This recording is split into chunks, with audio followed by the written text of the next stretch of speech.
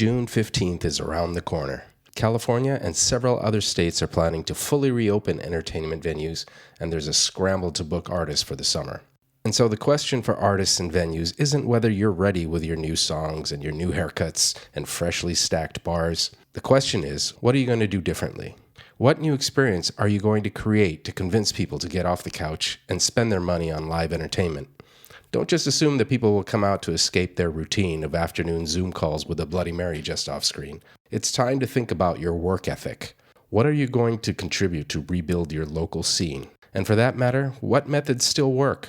These are the kinds of questions my guest in this episode might tell you to ask yourself. Jeff Lysyczyn is an artist manager and music educator and just about the most dialed-in person I know in the Nashville music scene. There's a lot to be learned from him and from Nashville itself about how to keep working and how to work together. This was a truly enlightening and encouraging conversation for me. I hope you'll enjoy it as well, and that you'll forgive the occasional drops in audio due to technical problems. I could have re-recorded this interview, but like any live performance, and as Jeff would say, despite the ups and downs, sometimes you just got to stay with it, and something good will happen. So here's Jeff. Jeff, how are you? Hanging in like a loose tooth. How are you, Vinay? Is that a Nashville term? Hanging in like a loose tooth? I've never heard that before. I don't know. I've glommed onto these things over the years, and whatever dad joke I can share, that's what I do. Yeah, right on. Good. So actually, on the subject of Nashville, I really did want to talk to you a bit about that. I want to get sort of the pulse on what's happening in Nashville and kind of compare it to what's happening in Southern California. Before we get into that, though, would you mind giving just a brief about your background and all the various titles and jobs you've held in the music industry? Oh, talk about myself is Yeah. what you're saying. It's my favorite topic, so sure, yeah, no problem. I don't want to go back too far to bore everybody. Originally, I'm from Western New York State, kind of a more cows than people town. I started out my education getting my associate's degree in audio recording at a school up there. Realized that the piece of paper wasn't worth much because there wasn't anything going on. And that's when I continued my education here in Middle Tennessee. Middle Tennessee State University, just outside of Nashville, studied the music business, interned at Warner Brothers Records, wound up working there, getting my first job there, stayed about 5 years in the country music A&R department, wound up leaving there to take a job in management. I was what we'd call a day-to-day manager for about 4 or 5 years at a small company, some country music clients. And when I got disenfranchised with the direction of that company, that's when I went out on my own.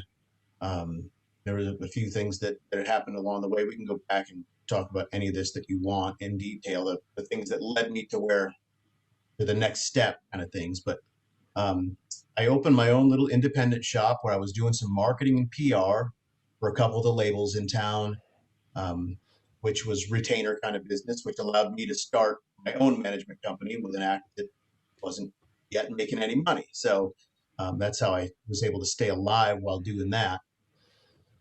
There, I did that for about 4 or 5 years, and then partnered with a good friend of mine to start a firm that, I guess that was 2007, that we had together right up until last March, when we all kind of know what happened. The other thing that might be notable along the way is that for about 5 years, I also worked as an adjunct professor at Belmont University, one of the other music business schools in Nashville.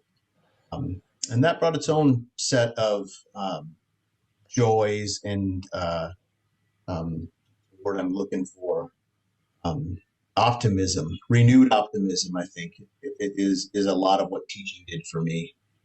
That's kind of the path. And for the last year, like most of us, I've been on the proverbial beach, which maybe that's a Nashville term. A lot of the radio promotion guys use that when they get laid off from a job. Oh, I'm on the world's ugliest beach for a while till I find the next thing. But there's a lot of people on that beach right now, artists and industry folks. Yeah, exactly. So what we're seeing in Southern California is the smaller venues are opening. I think they've always kind of been open. I found a lot have found ways to sort of remain open, even doing indoor events. It just depends on how they finagle it. In other words, if they're a restaurant, what are the limitations they have versus if they were just a bar, and those sort of things. But now, beginning of spring, as we're recording this, now there's now I'm starting to see that the venues and the dates are starting to fill up for summer. Even my own band is starting to get emails now about opportunities that are coming up, and it's not 100% determined yet if these are going to be indoor, outdoor. Is it going to be limited capacity? But I know for sure that things are getting booked, and definitely they're going to happen rather than be rescheduled. So tell me kind of what's happening in Nashville. What's your pulse? It's a great question, because Nashville of the last decade is a lot different than the Nashville I grew up in. And I don't know if you visited here before, Vinay, but Lower Broadway is a little bit like Bourbon Street. It's a massive party all the time. But where music is concerned, I mean, that's a huge scene. There's a lot of people that make a living just playing honky tonk cover music on Lower Broadway. I mean, it's shift work, and I don't know if you have anything like that out there. But when I say shift work, if you're a musician and you're playing the clubs down there, you play a 10 to 2, a 2 to 6, a 6 to 10, and a 10 to 2. Those are the shifts. And I think it's still that way in most of those honky tonks. Each musician on stage gets $40 for a shift and whatever they can chill in tips. And they get good at it. They get really good at figuring out how to have the guitar player sing one while the singer works the crowd for 4 minutes with a bucket and maybe a handful of CDs and that kind of thing.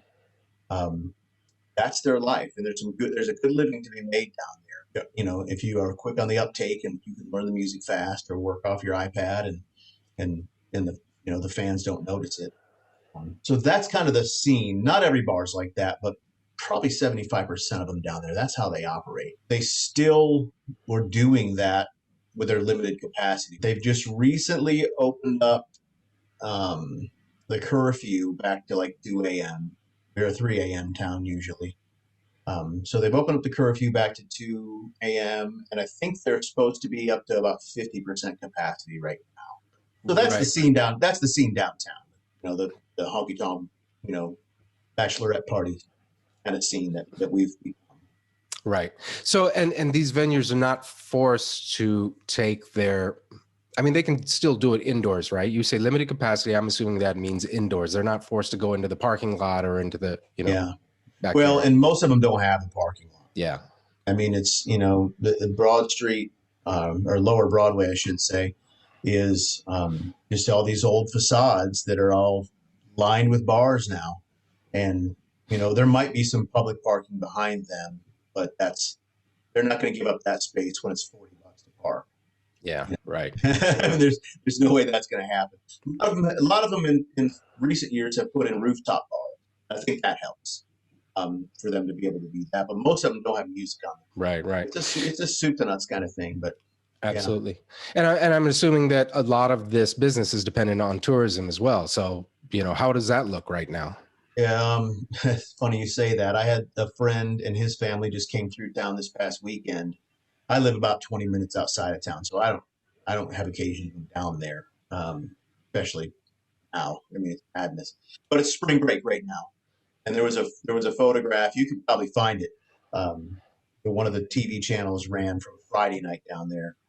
And you ever been to Mardi Gras in New Orleans? I have, yeah. Yeah. Okay. It was like it was full on. The streets were packed with people. I didn't see any masks. Right. So from that standpoint, it's on. It's on. Okay, that's good to hear. It's starting to become like that here. Definitely in the beach towns. If you go out there, you wouldn't know. You wouldn't know that a pandemic was happening. Everywhere else, I mean, if you've been to Southern California, it's mostly malls. That's kind of the big entertainment and gathering place, whether it be indoor or outdoor. I would say they're not quite the same, but yeah, certainly businesses are open, people are doing things, but okay. Interesting. Yeah. And the other thing that's very interesting, I never knew this, this term that you used just now about shift work. We don't have that. In Southern California, definitely don't have that. It's very much, date night focus. It's going out. If you're not just going out to just have cheap beers and hang out with your friends, pretty much the entertainment value of let's say a cover band, like you were saying, it's pretty much a restaurant plus they have a venue. They have live entertainment, and they may or may not charge a cover, but it's usually for a little older crowd, and they're willing to spend money and spend the whole night there, and listen to their favorite 80s and 90s tunes and what like that. But it's not round the clock. I would say it's more or less limited to Wednesday through Saturday are the real days. Yeah. It's a good place down there. It's a good place to get good at what you do because of that. A lot of my friends over the years that have done that, their philosophy when they first came to town was never say no to a gig. If you come to town and you're a guitar player and you're fortunate enough to meet a few people that are down there, and one of them calls you and says, "Hey man, I'm a bass player. I can't do this shift. Do you want to go and play bass on this?" You say yes, and you fight your way through it. And if you're a good hang and you keep up and you don't miss too many notes, cut into the tips, by throwing everything off, then you just work your way up the ladder down. You get the better and better slots, better places, and you might bounce around. You might be playing with this singer and a different guitar player and a different drummer at 10, and then you might pick up at 2 o'clock across the street with completely different people. And there's a system that they all plug into. So you become somewhat of a machine, and you know how to fake it till you make it. It's really, when you're inside of it, you're a musician. You would appreciate that, seeing how that thing works and how people work their way into it. The flip side of that is that it can be dangerous. Because you're down there, if you're good, you're going to pick up those shifts. You're going to keep, you might work 12 hours, 3 or 4 days a week. And the amount of liquor that winds up on the stage in front of you, and the whatever you got to take to stay awake through some of those things so you can make the money over time, it's easy to develop a problem, and it just happens to so many people down there without them even realizing it. And the other thing is, if your goal is beyond that as a musician, if you want to make records and you want to eventually be a side person for a touring artist, or, if you want to be a singer or work your way into the songwriting community, and some of those cats down there can make a really good living, but that's what it is. And now, you get married, you buy a house, you overspend on a car, and you've got all these bills. And now you need to get off Lower Broadway, get up to Music Row to start plugging into that scene to take your career to where you really wanted to go when you got here. And sometimes that can be a trap too. I've seen that. In fact, a good friend of mine who worked for a publishing company years ago, she was a bartender at one of those places while she was at Vanderbilt University. She told us the story. She was a waitress at Tootsie's, or a bartender, I guess, and how the manager actually fired her because he'd see her falling into that trap. So he was doing her a favor because he saw her potential to become more than that. I thought that was an admirable thing to do. Mm. Wow. Yeah. Stories. Yeah. Yeah. You accumulate a few if you hang around. I'm sure. Yeah. So are you managing any artists right now? Right now, I am not. Starting to have a few conversations, just in recent months. The last artist that I was managing, it was just a weird time because I was down. I only had one client when the pandemic started, and unfortunately, he passed away from COVID a year ago yesterday. Oh wow! Been gone a year. I got him Joe Diffie, who was a Grammy winner and a country fan from the '90s. He was one of the big guns of that era. I have a lot of friends that do what I've done for a long time, that manage artists, and they're booking agents, and our situations haven't been that different for the last year, except that the last year they've been having conversations with clients who I'm sure are calling them every other day saying, when's it going to start back up? And I didn't have that. So I had a slightly different level of pressure, which maybe has changed my perspective in moving forward with it. the last thing I wanted to do was start looking for a client in August or September. So I wasn't really on the hunt that much for a while, but now things are opening up. I'm seeing the bookings. I'm talking to the folks that work in the business, and they're starting to put stuff on the books where they Yeah. didn't for a long time because they just knew it probably wouldn't happen, and it was kind of a waste of time. It's going to take a while. It's going to take a while before we figure out what it really looks like on the other side. Promoters, concert promoters are the folks that put up the money, and they can't afford to put out all that advertising money and pay the artists all the advances and then have a surge come along that shuts them down. Mm-hmm. They can't recapture all that money.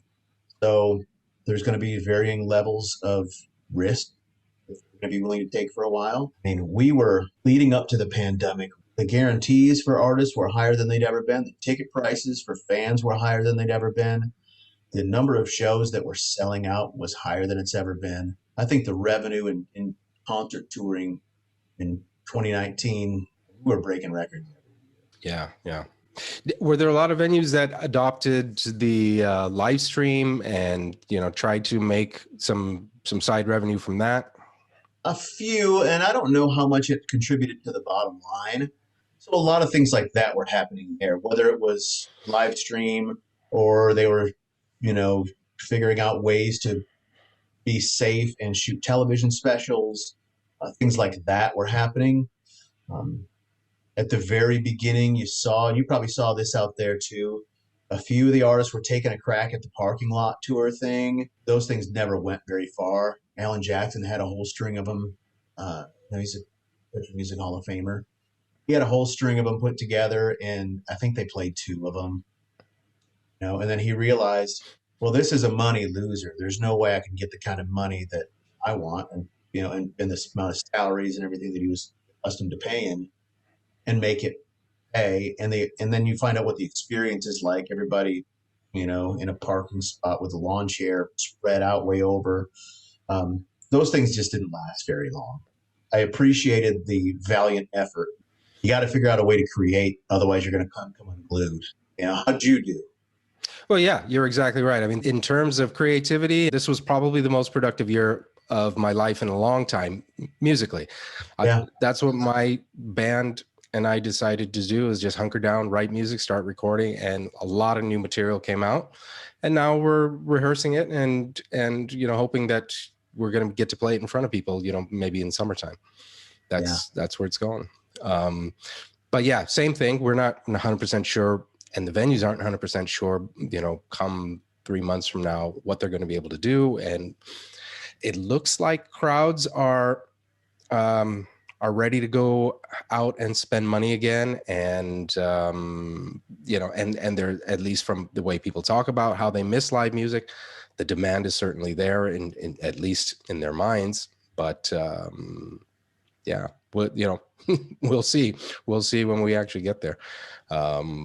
But yeah, all positive signs, definitely positive signs. And what I'm kind of looking forward to seeing is, okay, how did you all survive? Other than just writing new tunes, what did you think about as an artist? What did you think about how you can deliver a performance and how can you make it unique? Because think about it, even before pandemic, a musician's biggest competition has not been the other band down the road or the other venue. It's been Netflix, right? It's been Netflix and YouTube and social media apps.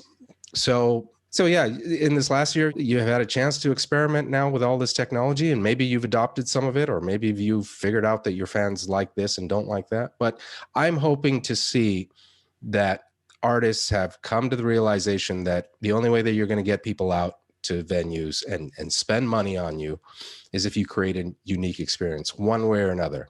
How, whatever you can afford to do, or you just work on your act, or you maybe just get a new hairdo, whatever you do, make it worth people wanting to get off the couch and get out of the house.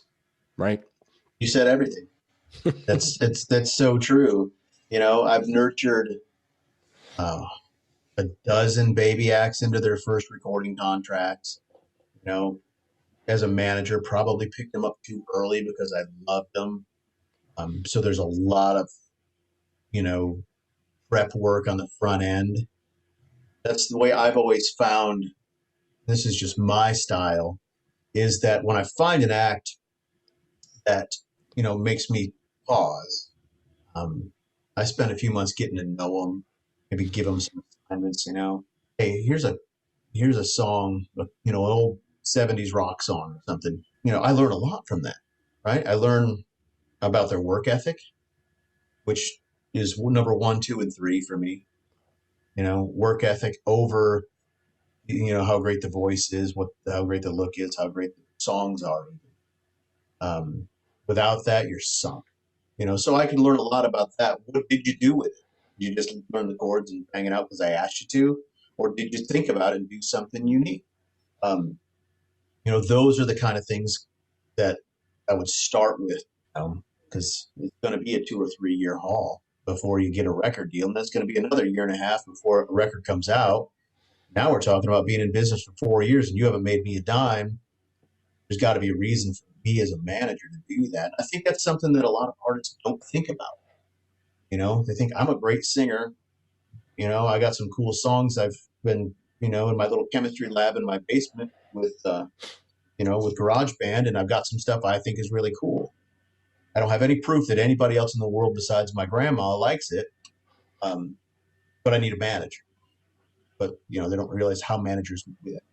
Money, it's a percentage of your money. That's how we do it. Getting in early on an artist is, it's a commitment for a manager. But what I do, and for a long time, I had a mental checklist, and I think everybody in the business kind of has their own mental checklist. Looks different for everybody, but I have these columns of all those things. The work ethic and where's the songwriting at? What's the level of vocal ability, and do they have something unique? Is there that intangible thing that people just can't not watch? And then I have this, how many of these things are in the no column? How many are in the yes column?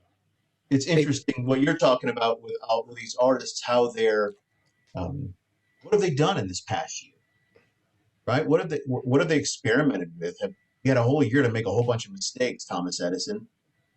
Show me the key on the kite string. Yeah. So that's interesting. What have you said? Have you seen anything that stood out to you? Not yet. Yeah. Being, if there was something, I would speak about it, and I would really be saying, see that this band has it, do what they're doing. We all need it.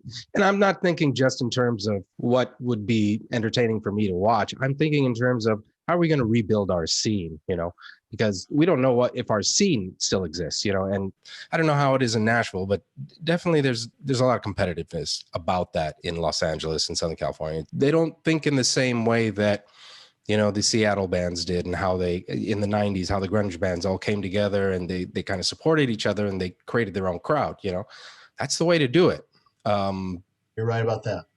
It's kind of no choice, especially if you want to keep your genre of music alive. Okay, let's not forget that, music festivals are out there too. And if people are going to spend their vacation money somewhere, they're going to go there. They may skip your gig. Yeah. When it's me against you, I pick me. When it's us against them, I pick us. That kind of thing. Yeah. Right. I know it. Yeah.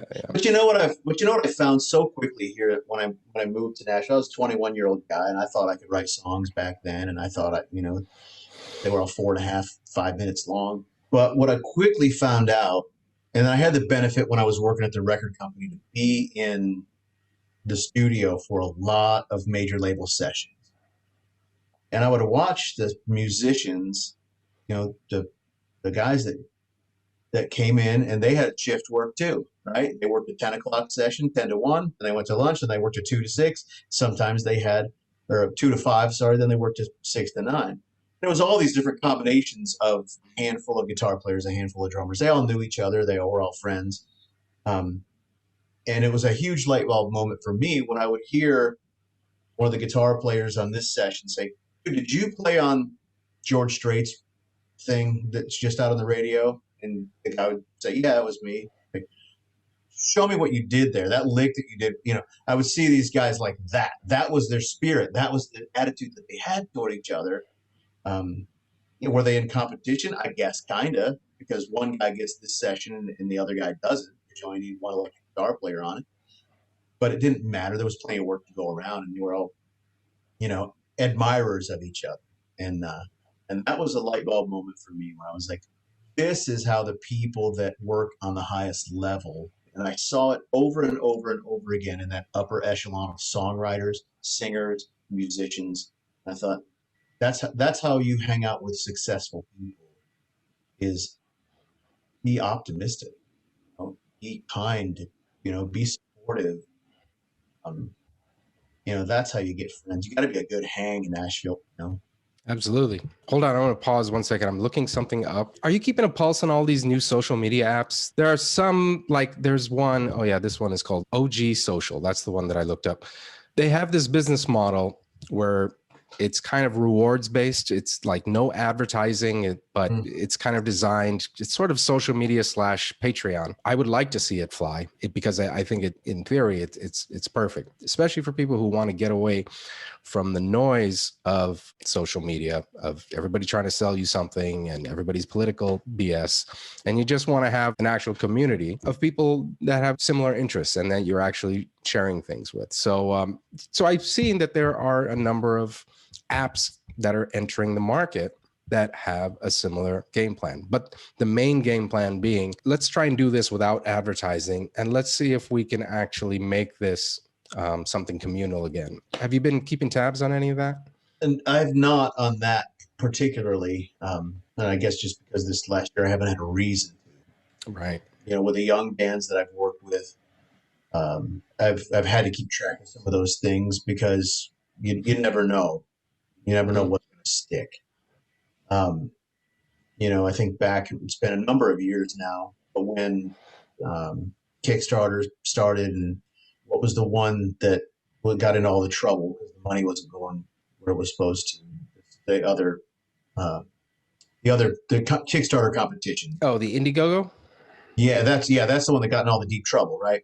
I think because the bands were getting their and some of them were like national acts that were funding their projects that way, and then the money wasn't coming through. That's another discussion altogether. When Kickstarter was new, I had a lot of young acts, and I had one who was known in another world. She was a very famous professional wrestler, right? Like WWE 5-time champion professional wrestler. Also like doing music. So my business partner and I signed her as a client to represent mostly the music side of things. Now with her, there wasn't really, there's skepticism with the labels, right? Okay, yeah, everybody, Gwyneth Paltrow wants to make a record, Kevin Costner wants to make a record.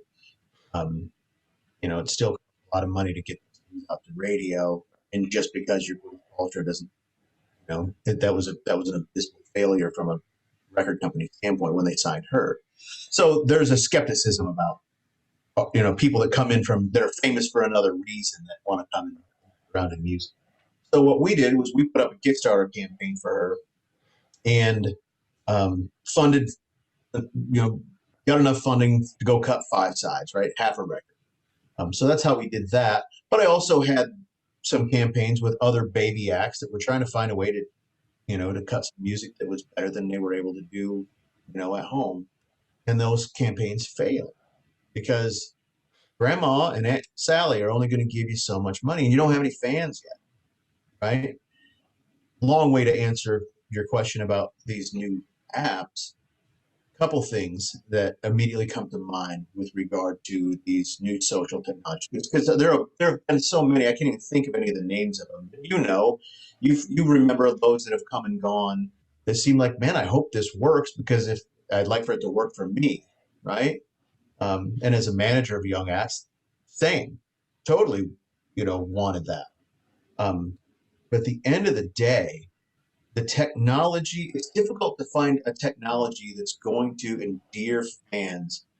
This is where I'm going to show my gray hair for a minute, but I think it's important. In fact, I have this little vlog that I do, Music Business After Dark. There's a plug for you. Musicbusinessafterdark.com just takes you straight to my YouTube page. Some of it's just teachings on different subjects in the music business, but I did a couple that are just kind of opinion.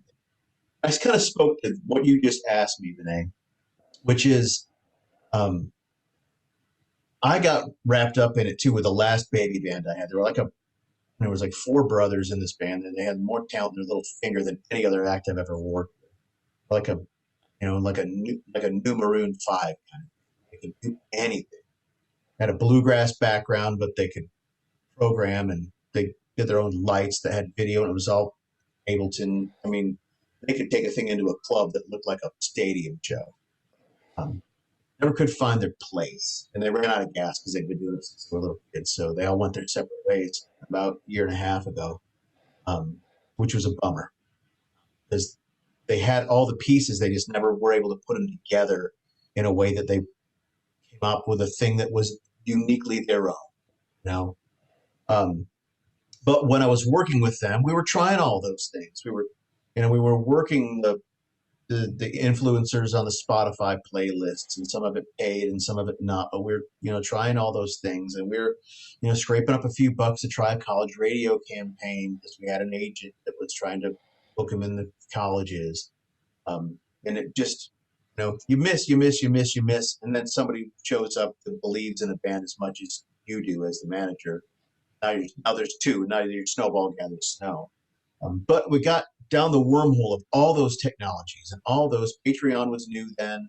The drummer wanted, let's do a Patreon. You can do a Patreon, but you don't have any fans. So who the hell's going to put the money? Who's going to support you?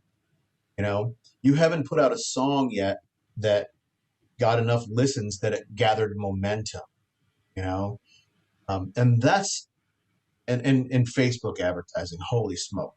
Figuring out the right way to position those ads and where to put them and how much money to spend and you have to, right? You have to learn as much as you can about those things because you can't afford yet to hire the people who already do.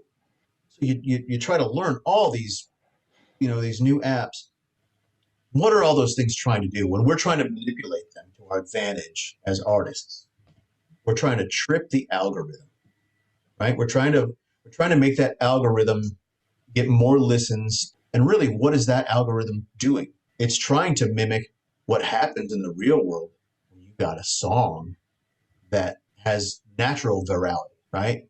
And I used, when I did a little episode on that, I had listened to that Chris Stapleton record, and I picked a song off it, and I texted it to 3 or 4 of my buddies, that aren't in the music business. I sent it to them, and I was like, dude, you got to hear this, right?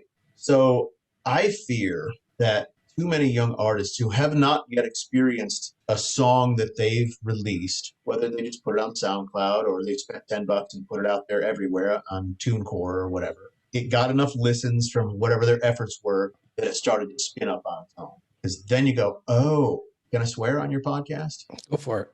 It's the fucking music, brother. It's the music. Yeah. Right?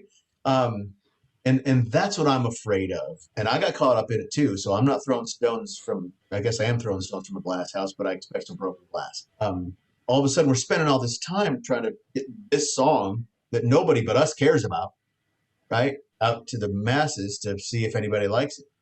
And that's where the old school music biz, I could create some crappy piece of music today, and if I thought I had a track together, I could upload that to TuneCore and you could listen to it on Spotify tomorrow. But why would you want it? Right?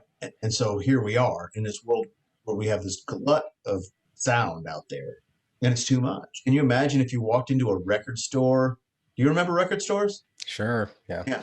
I mean, it's funny because I talk about it with my students, and I'm like, the record store, this magical place where you had to get in your car and drive down to a building and walk in, and there's just rows and rows of compact discs they don't deal with. You don't even know what an amazing experience it was to go into one of these record stores. What you're looking at with Spotify and Pandora and SoundCloud and everything else is a record store that's that's the size of 10 stadiums. How do you ever navigate it? How are you ever turned on to something? It's overwhelming. It's scary.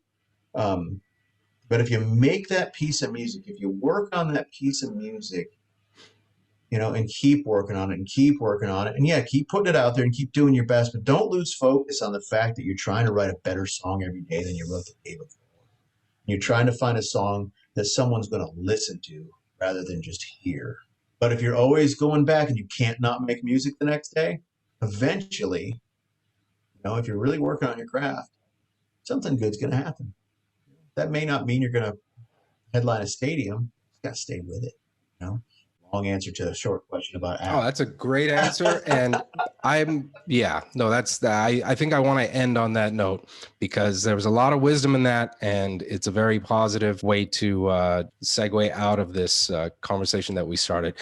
So if you're okay with that, Jeff, I don't think there's anything else I want to ask you. You've shed a lot of light on some well, very. Vinay, I wish you the best out there and your comrades on the West Coast, and I will keep good vibrations coming your way for a reopening that allows you all to be collaborative and prosperous. I appreciate that. And same to you. And let's have you plug your websites and your YouTube channel once again. Yeah, just musicbusinessafterdark.com is the one you can go to. Kind of some abbreviated lessons from my teachings there, and a couple of opinion things. And I love to get feedback from folks on those, either in the comments or find me on LinkedIn or all that good stuff. So thanks for letting me do that, and I appreciate it. Of course. All right, Jeff. We will keep in touch. Maybe next year we'll do this again, and we'll compare notes, about what has happened in just the last 12 months. And hopefully we have some better stories. That'd be great, wouldn't it? Yeah. I'll look forward to that, man. All right. Same here. Thanks, man. You take care. All right. Talk soon.